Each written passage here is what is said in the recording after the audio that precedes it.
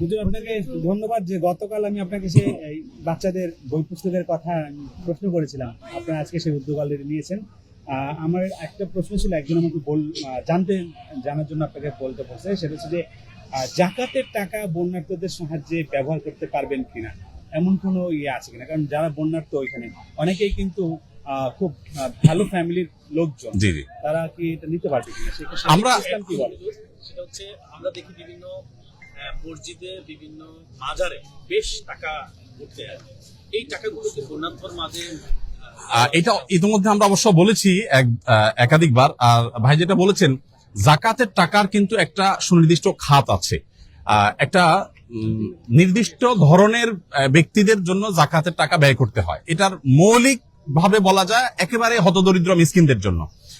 এই জন্য আমরা সবসময় বলি যে বন্যার্থদের সেবায় বা বন্যার্থদের সহযোগিতায় জাকাতের অর্থ যথাসম্ভব না দেওয়াটাই নিরাপদ।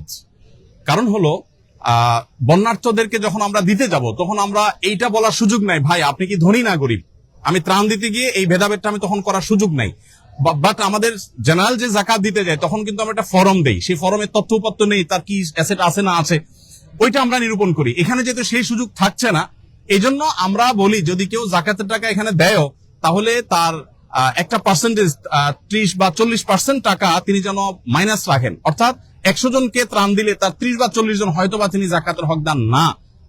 এটা মানে সর্বোচ্চ এর বেশি হওয়ার সম্ভাবনা কম আমাদের অভিজ্ঞতার আলোকে। সেজন্য বলি এটা বাদ দিয়ে রাখতে।